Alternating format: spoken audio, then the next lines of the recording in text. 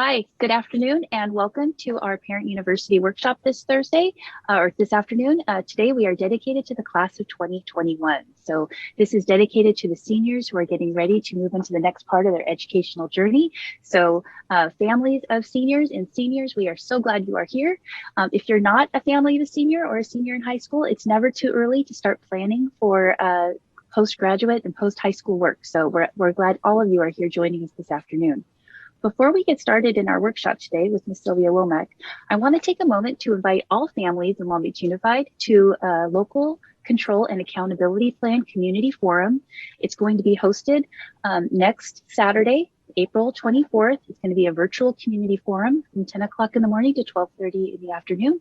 It has a great lineup of speakers. Some of our Long Beach Unified speakers will be there. Some of our community partners will be there. And we just booked, it's very exciting, a guest speaker, a keynote speaker. His name is Tyrone Howard. Dr. Howard will be here from UCLA.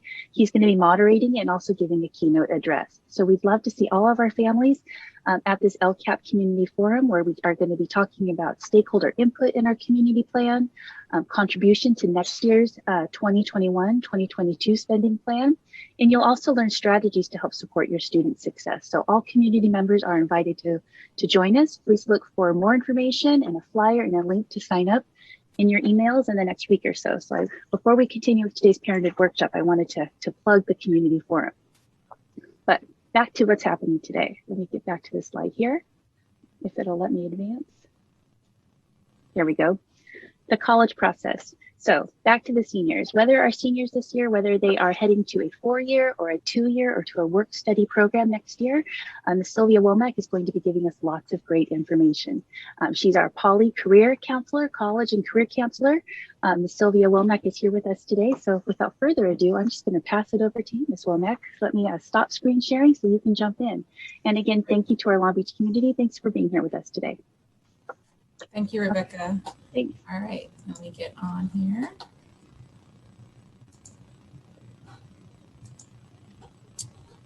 Okay, so we'll go ahead and kind of move this over.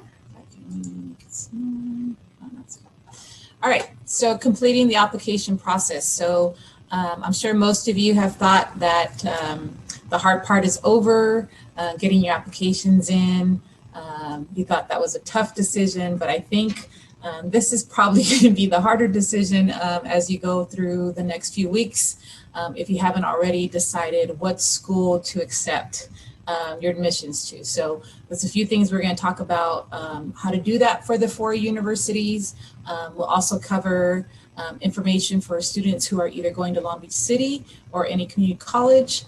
And then finally cover a little bit about financial aid and how that works. Okay. All right, so let's talk a little bit about community colleges, 4-year universities and colleges. So the first thing a student wants to do, if they haven't already done so already, is create their college portals. This is almost a version of a school loop for each university. A student will create their own account on the universities that they apply to. Make sure students should have checked their email once they applied. They would have received an email from the university giving them instructions on how to create that portal along with the link. So if they hadn't done that yet, go through that email and make sure that you find those. In the portals, a lot of information. This is where the university will do the majority of their communication with the student. If there's any additional documents or any kind of deadlines that the student must meet, it will be in this portal. So that's why it's crucial for a student to set up this portal as soon as possible if they hadn't already done so, and check it at this point weekly. You can also view your financial aid award on this portal. So the universities will give you a description of what your award is. If you received any financial aid, they'll break it down by for the cost for the amount that they're awarding you for the whole year, and then they'll break it down by semester or quarter. So this is a good place. This is where you'll actually view your award and then eventually accept or decline any aid that's being offered to you. Also on your portal, there'll be an opportunity for you to register for a new student orientation. You can do that through your portal. It varies from campus to campus on what days and when those start. So check your portals to see when those are coming. Most likely they will start towards the end of May, beginning of June. So you'll still be in high school when you'll be going to your new student orientation for college. So, you may do that, and that's fine. Usually they're on the weekends, or on the weekends typically in June, and then as you get into July, they might do some during the week. There will be a fee. Most likely these orientations will charge you a fee to participate. And typically this fee is not covered by financial aid, so you may need to prepare to pay for that. Most fees are paid online through a credit card or some type of checking account information. So be prepared to do that if there is no fee waiver applied to your orientation. Also on the student portal, you will be, this is where you will go to accept your admissions to that university, where you will submit your SIR, which stands for Statement of Intent to Register. So that will be on the student portal. Depending on when which school you will go to and commit to, you need to make sure you do that by May 1st. Okay, May 1st is a deadline for that SIR to be submitted. Students who are planning to live on campus, if you haven't already done so, please make sure you filled out a housing application. Even though housing may be guaranteed for all freshmen, you still have to do an application. And the sooner you get it in, the better your options are as far as room size, how many roommates, things like that. So get it in as soon as possible if you plan on living on campus. Living on campus, you'll also most likely be required to have leave a deposit when you finish your application. So be prepared for that. Again, financial aid most likely will not cover this deposit fee. So that's something that you will have to come up on your own to be able to submit that application. If you do not plan on living on campus for whatever reason, for most universities, you still have to opt out to not live on campus. And usually it's a form you have to fill out, or it's part of the actual housing application itself.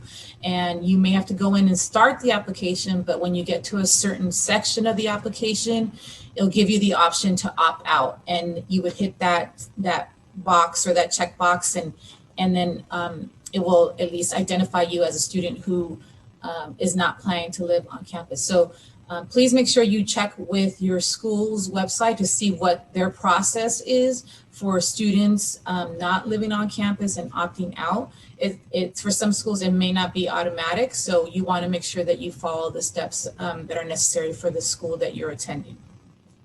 Okay.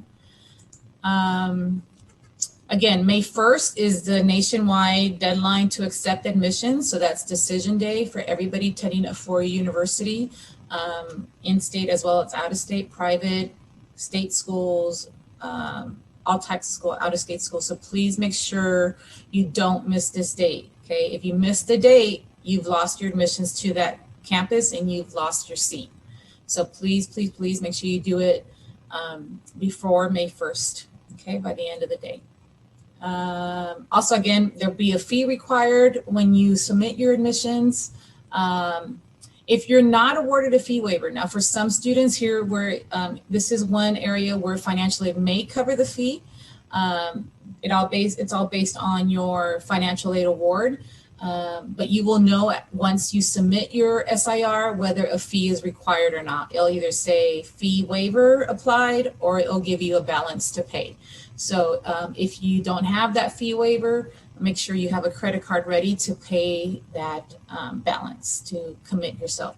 So, please plan accordingly, because if you, for whatever reason, you think you may get financial aid, but you find out you don't, and it's May 1st, you need to make sure you find a way to pay for that, or else you will lose your spot if you don't pay. Also, for students, the universities typically offer virtual open house events for incoming students. So I highly recommend that you take advantage of those, especially if you're not going to have a chance to visit the campus before school starts in the fall. Take some time, even if it's virtual, just to see what the campus is like. Sometimes they'll give some good suggestions on how to adjust to the new to the new year, to the new location that you're going to be at. So it's nice to be able to at least virtually see where things are on campus. Of course, it'll be very different once you're there, but every bit of information that you get ahead of time before you set foot on campus will be helpful to you. Also, students may be offered the opportunity to apply to participate in a summer bridge program. Typically, this is for our, depending on whether it's a certain major or if you're part of like the EOP program. Summer bridge programs are typically on-campus programs where you can stay on campus in the dorms for a few weeks prior to the fall semester starting. And it's a great way to, acclimate yourself to the campus. You'll be taking classes on campus. You'll be living in the dorms. You'll pretty much be living the college life right before school starts. And so you'll get to see where all your classrooms are at. So if you've heard of that or you've been offered that opportunity already and you weren't sure whether you should participate or not, I would highly recommend it if you could. It's a great advantage. It's a great program. And it's something to definitely take advantage of if it's been offered to you. And then just in closing too, about for colleges, some colleges are still accepting applications, especially our private universities or out of state. A lot of them have extended their deadlines or have what's called rolling admissions, which means they will continue to admit students until they meet their cap.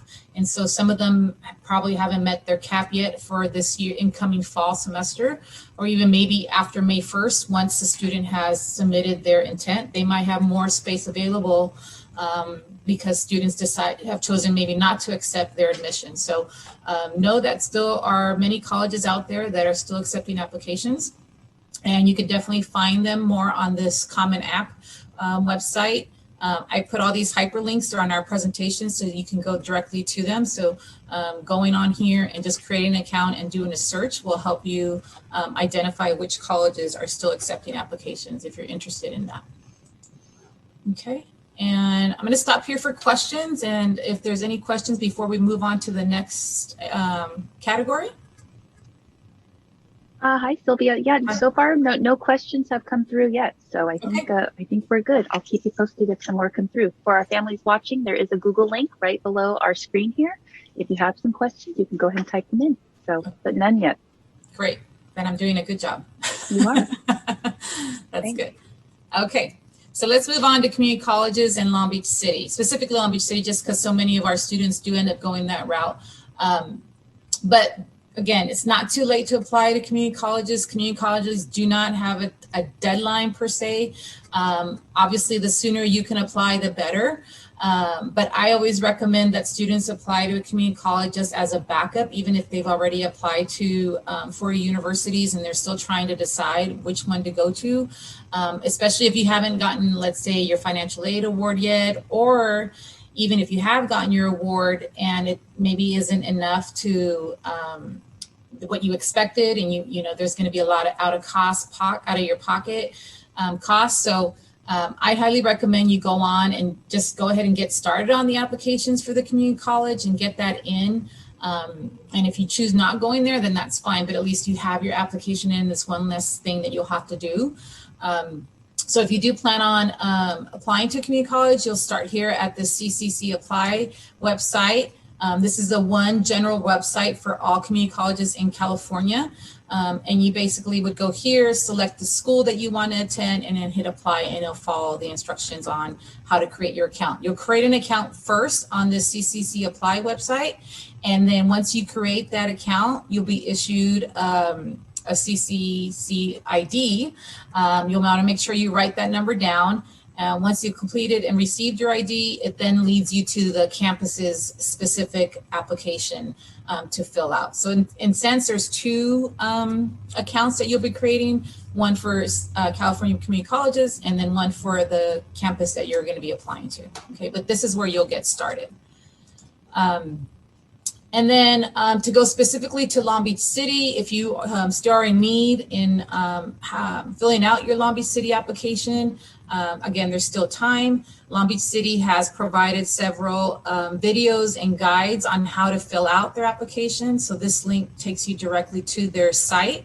And here they are, all the various workshops on how to apply for campus, financial aid, once you get in, how to create your Viking Portal, how to go through the portal itself, So this is a really nice resource for our students and families on how to just get through the whole application process for Long Beach City. So this is really helpful if you are needing to get started or kind of do some of these, like maybe you haven't created your portal. This is a great way to get started and watch some videos to kind of help yourself get through that.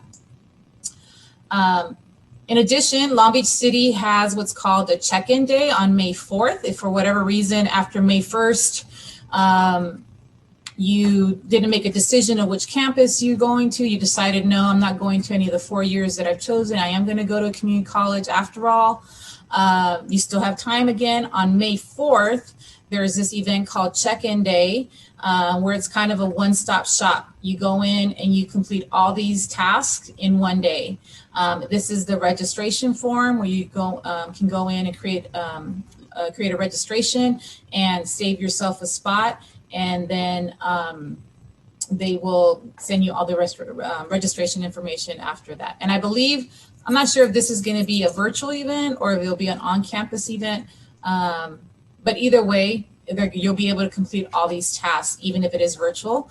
You'll be able to complete them all online, and it's a very simple process. So take advantage of this because you're able to do everything in one day, and you'll have the experts from Long Beach City there, City College right there helping you along the way. All right, students who do apply to Long Beach City typically will receive or have received already their LBCC ID. They usually get it 24 to, I'm sorry, that's supposed to be 48 hours, typo there. 24 to 48 hours after submitting your application, you'll get an email from Long Beach City with your ID number and instructions on how to create your Viking Portal. Again, so that portal is going to be the key to keeping the communication open with Long Beach City as far as, documents, anything that's needed, deadlines, and all that. So it's really important that you create that portal once you receive your ID number. In order for students who have already applied to Long Beach City College and have kind of started the process, there is several steps that you need to complete your application to complete your registration. But in order to register for your classes early for the fall semester, steps 1 through 7 need to be completed by tomorrow. Okay, so hopefully most of you have gone through most of these steps already and have accomplished a lot of them, but here they are. Oops, sorry. They're here. Applying for financial aid, apply for the campus, set up your Viking Portal, complete your online orientation. A lot of them, this is where students kind of fall behind here. This orientation is actually a video that you can watch through your student portal, and it's something you can do online on your own. Answer several questions at the end of the orientation and then be done with that task, okay?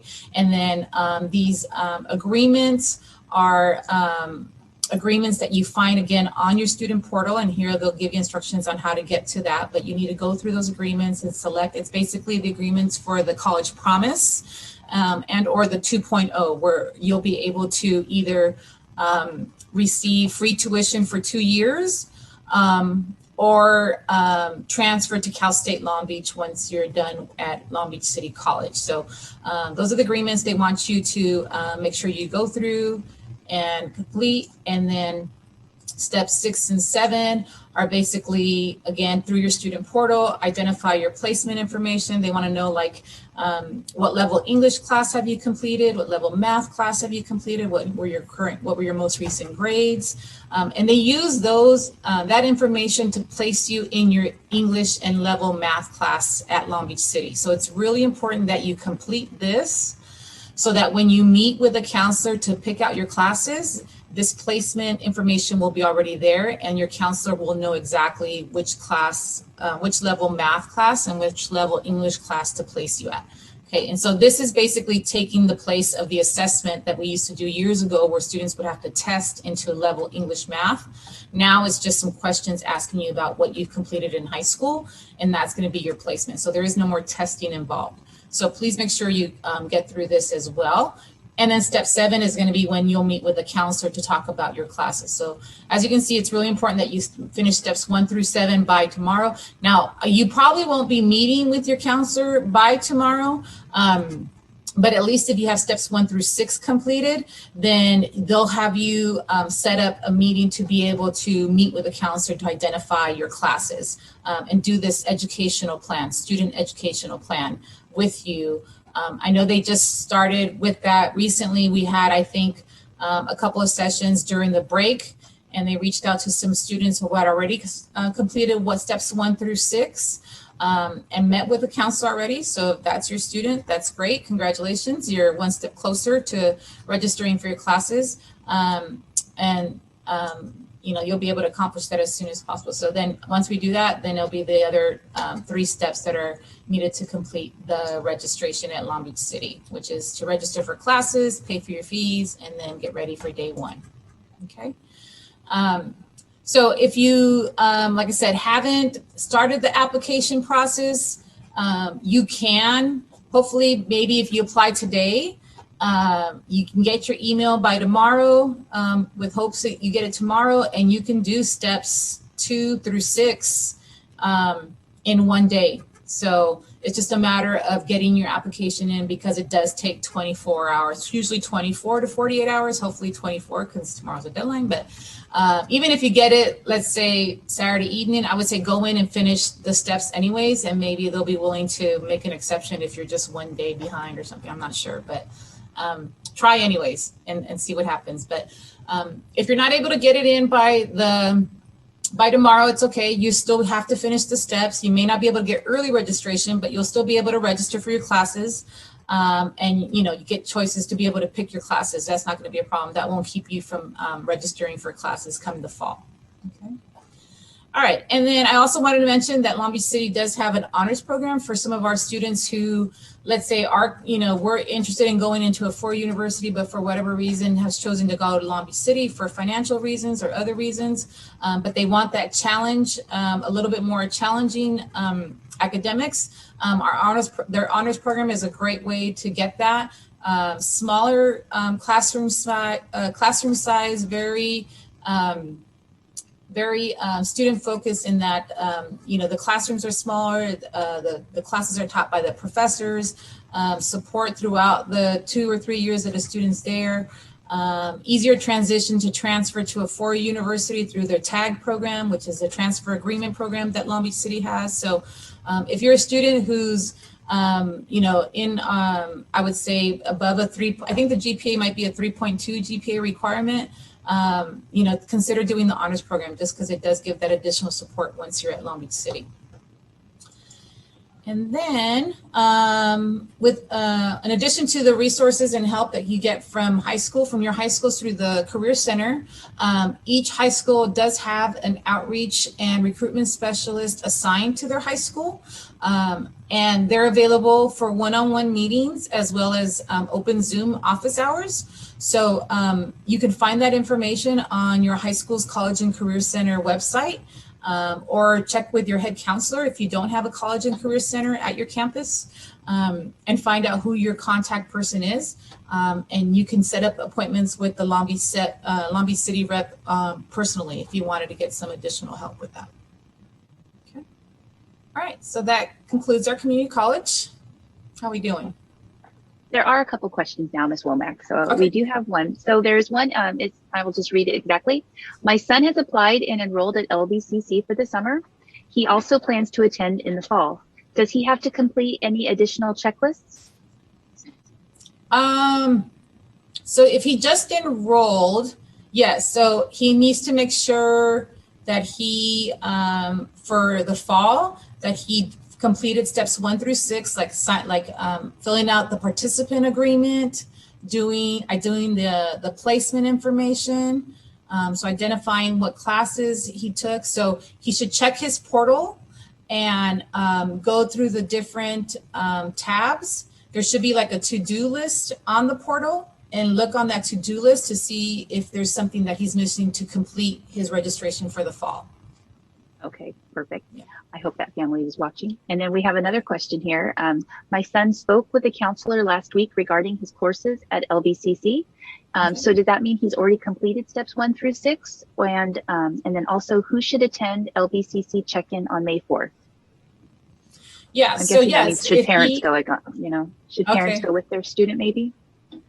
I mean, on the May 4th event, only if the student hadn't started the application process, because it's really kind of a one-stop shop for students who haven't started the application process and they want to get everything done in one day. But if it sounds like the student's already done everything, so if he's already met and talked to a counselor and picked out his classes, then yes, he's done everything that's needed up to step 7. Now the next part would be step 8, which would be to actually register for his classes, and that date will probably come, I want to say it might be at the later part of May. I'm not sure the exact date yet. They haven't given us that date. But, or maybe even, I want to say maybe even at the end of this month of April is from what I can recall. But yeah, once you're given the date to register for your classes, that's what he'll need to do, is register for his classes and then pay for any fees that are outstanding and then get started on day 1. So, yeah. Awesome. Thank you. And then we have one more question here, and it might be going back to the four-year university section, but it's, how are official transcripts sent to the college that you've been admitted and accepted to? Oh, good question. That was one thing I left out. So yes, all transcripts at this point are always sent electronically. So it's important that your student creates an account on a website called Parchment. And on that Parchment account, once the student has created their account, they can select the university that they want their transcript to go to. And when you request that, you want to make sure that you check the box that says send transcripts at the end of the year and not like your current transcripts, because your current transcripts won't have your fall grades on, your spring grades on there.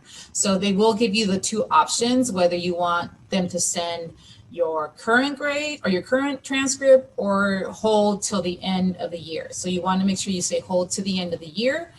And once you do that, that request goes to your high school, that request then goes to your high school office, like clerk office, and every school is different on who handles those Parchment requests. But then that person who's responsible in emailing the transcripts through Parchment, that person will get the request and then email or send that transcript to your school electronically. And you can also request for copies for yourself as well. And I would recommend that you, especially some of our community college students, if you plan on transferring to a 4-year once you finish community college, I would recommend that you request an official copy for yourself, because right now it will be free as a high school student, but once you graduate, they will charge you, I think it's $9 or $11 for a high school transcript. And you'll need that transcript down the road when you're transferring to a 4-year. So it'll save you a little bit of money. Awesome. Thank you for that. That's a lot of good information. And then we have one more here that just came in. My son received a Viking ID number, however, cannot log in to complete steps 4 through 7. Who should they contact for help with that? So I'm not sure if the student created a new password. So what happens is they'll give you a Viking ID number and you can go to the Viking Portal. But once you get to that portal, you need to click in the link, or you click the link that says new or forgot password. And so you have to click that link first and create a password to match your student's ID. Once you create the password, then you're able to access your Viking Portal and do all the tasks 1 through 6. Okay. And sorry, they're kind of coming in rapidly now. Of course, so that's great. I keep saying one more. No, it's and they're fine. coming in, so it's good. That's good. Okay. Next one is, my daughter thinks she completed everything but isn't sure. Is there any way to double check? Yes, so she can either contact her LBCC rep through her high school, college and career center, or even contact if she's at one of the larger schools, like Millikan, Poly, Wilson, or Jordan, or Cabrillo. The College and Career Center specialists have a list of all students who've completed their tasks. So either one, either the Career Center specialist or the rep themselves. Okay, perfect. Yeah. Okay, I think we're caught up. Great. Caught up for now. Thank you. Okay, good. So we'll move on to financial aid. Okay, So financial aid. Financial aid awards will be posted on your students' portal. So it's important that you go on there. There should be a couple of tabs on there. Some will say view awards and and then another might say something like accept or decline award. So they are two different links. So you can go in there and see what they're offering you.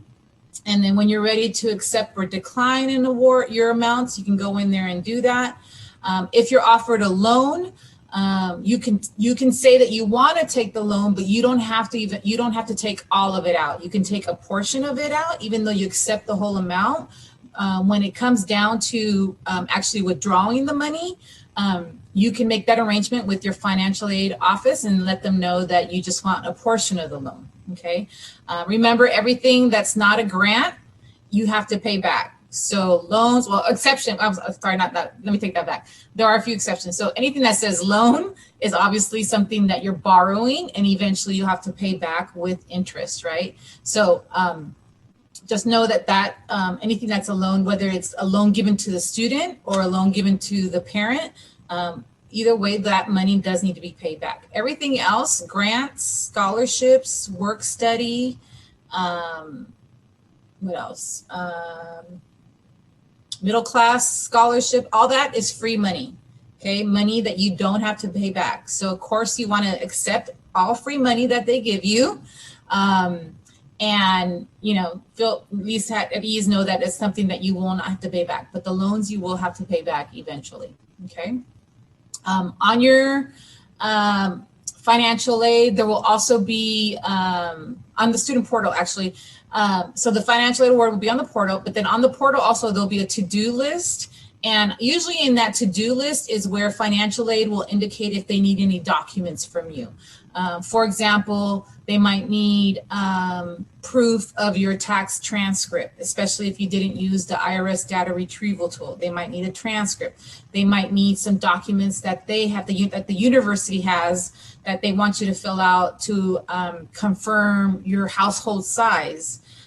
So please make sure you check that to-do list, because those documents are really important to finalize your award. And if you don't get it in by their deadline, they can not only rescind your admissions, but they can take your financial aid away, and you will be left with nothing. So please make sure checking those to-do lists is really important. And if there are any documents that you need to get into them, that you get it to them as soon as possible. If the data retrieval tool was not used to report the parent or guardian income on the FAFSA, make sure to request an official transcript of tax return transcripts from the IRS, okay? This has to come directly from the IRS. It's not the copy that your tax preparer does for you and gives you as a copy for yourself to take home, okay? They do not want that. That's just the 1040 form, okay? That's just a copy for yourself.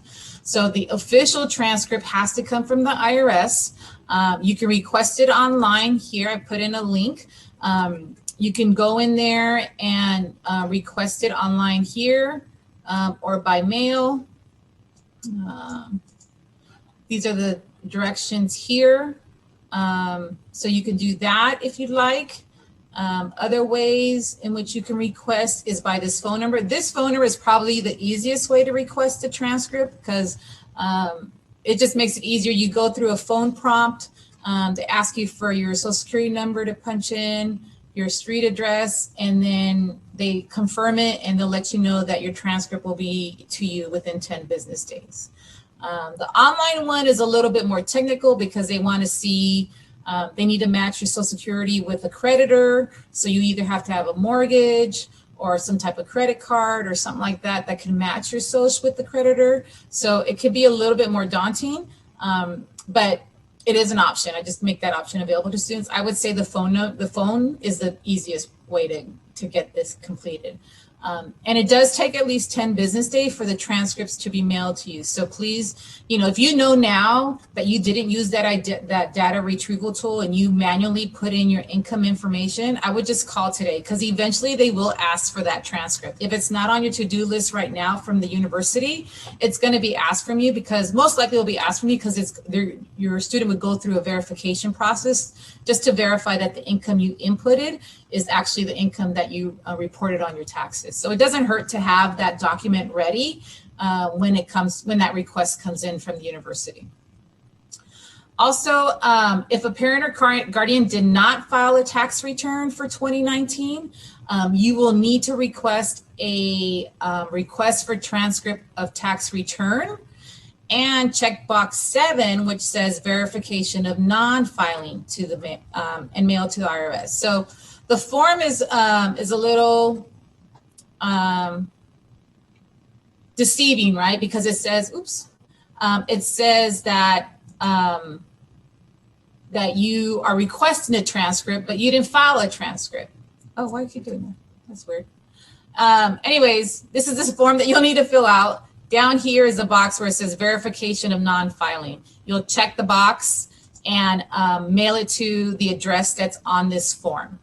And once they get this form, the IRS gets the form, they'll send you they'll send you a document saying that you did not file for 2019. Okay, so again, if you know when you filed your FAFSA, you put not going to file for your parents or even for yourself, this form will be required down the road from you. So it's good to have already available to provide to your campus. And usually these forms are requested from all levels of college, from both the community colleges and the four-year university. So it helps to have this stuff already in hand. So when that request comes in, you'll turn it into the, because sometimes these documents might be what's holding your financial aid award for them to complete it all the way through. And they can't award you, the total amount because they can't verify your income. So the faster you can get these documents in their hands, the faster they can finalize your award. Okay. Again, plan ahead. It does take anywhere from 10 to 20 days to get your copies, depending on the mail, especially right now with the extension of the tax return. More and more are coming in at this time. And so they're going to be bombarded with a lot of requests. So try to get it in as soon as possible. All right. In addition to that, students who were awarded a Cal Grant, at this point, you should have created an account on this Web Grants for Student website. Here's the website here. Okay, you go in here, create an account, put in your information, and in this website, you'll get to see which Cal Grant you were awarded, whether you were awarded a Cal Grant A, B, or C, depending on the university that you selected you would be attending, okay? On this website, you'll confirm your school of attendance. So once you've decided on which campus you're going to be going to, there's an area in there where you can either confirm the school, they may already have it on there, or you have to change it. Because if you put more than one California school on your FAFSA, they're only going to list the very first California school that you listed. And if that's not the school that you're attending, you need to go in there and change it. So they'll give you that option to change that on this website. And then after you graduate, you'll go in there again and just confirm your graduation date. Okay, so that you can confirm your graduation and your financial aid or your Cal Grant will be solidified for the campus that you'll be attending. Okay. All right, so that's Cal Grant. Any undocumented males who completed a DREAM Act application, you must mail in your Selective Service registration form once you turn 18. Okay, this form is available online, but you can also get it at your post office. If you wanted to walk up to the post office, you can pick up this form there. But this is what it will look like. And you just fill out this information and give you instructions on where to mail it. Okay, it's a law that every male, once they turn 18, has to register for Selective Service. On the FAFSA, it was a question on the FAFSA, and most of our male students would have said, no, I haven't I haven't registered, but please register me, and you don't have to worry about that, because as long as you check that box that said register me, it will do it for you automatically, since it was a federal application that you filled out. But for our DREAM Act students, that question is not on the application. And so it's important that for our male students, you must do this. If you do not and this goes for both our DREAM Act students and our non-DREAM Act students, for males. If you do not register for Selective Service and you are in college, they can hold your financial aid until you do that.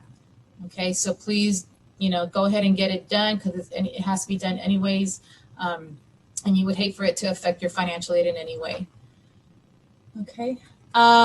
If there's a situation where you feel like your financial aid is not true to what you deserve, because of circumstances where your income has changed, because you had to report your 2019 tax return on the FAFSA, they're going to base your award on your income from 2019.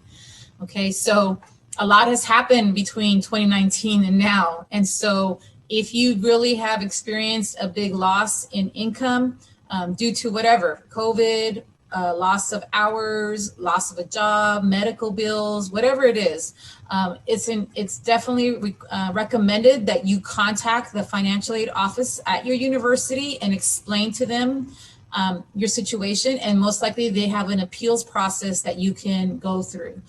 Each school is different on how they do their appeals process, but it's something that's available to you. So don't feel like you just have to accept what they gave you and just leave it at that. If you feel like there is a big change in your income, especially because there is a big change in your income, I would highly recommend you go through the appeal process and let them know. They're there to help you. They want to give you the money. They want to, if you're eligible, they want you to be on their campus. So if you can, support your situation with documentation and be able to go through their process, jump on that now rather than later. Okay, especially if you want to make a sound decision before May 1st, if the university is going to be able to adjust your award to be able to cover your costs at that university that you really want to go to.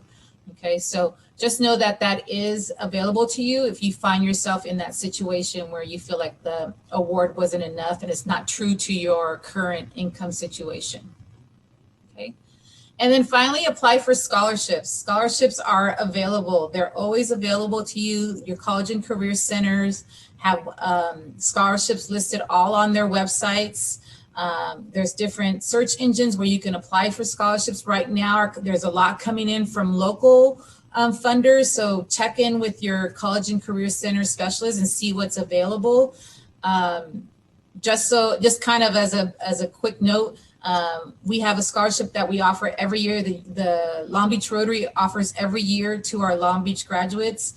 If you're going to Cal State Long Beach or Long Beach City, there's a scholarship due on April 30th. It's a renewable scholarship, $1,500 for Long Beach City College, $2,500 for Long Beach City's, for Cal State Long Beach students. Each one is renewable every year as long as you maintain a 2.0 GPA. If you go from Long Beach City to Cal State, your scholarship can go with you. So there's a lot out there. And so, take advantage of those things and check your college and career center websites for those scholarships and other search engines that are available. All right, and we're done with that slide and the presentation before we go to the contact. Any questions that came in? There are a few that came in. I'll start with the first one that's kind of related to scholarship and or financial aid. What if taxes were not filed in 2019 or 2020?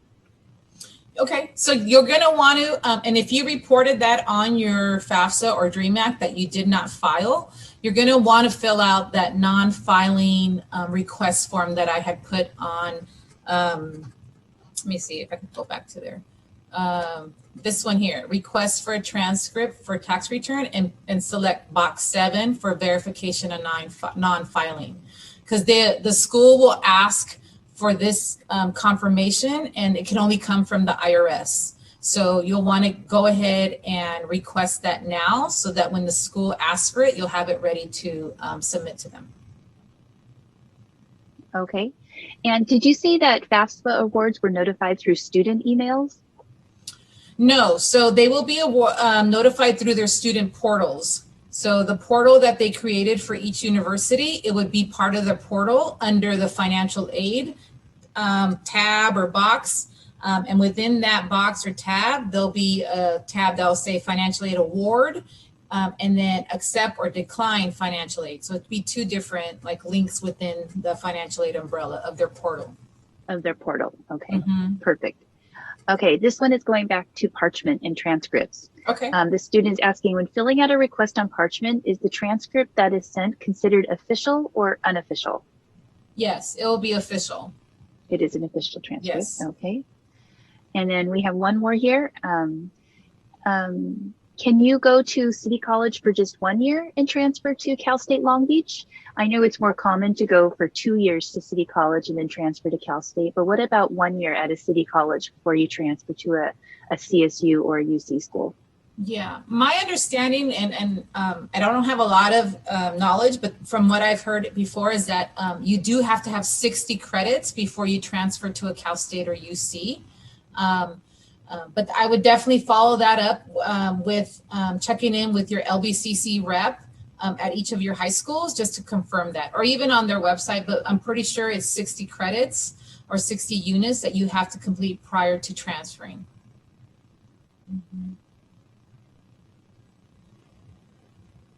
I can't hear you. You're muted, Rebecca. Sorry, rookie move there on the Zoom. I should know by now. Okay. Can you hear me now? Okay. Yes, thank you. Okay. Was the scholarship you just spoke about, can you please repeat the information on the recurring scholarship? Yes. So actually, let me see if I can take you to it. But it's basically, it is actually through Long Beach City College Rotary.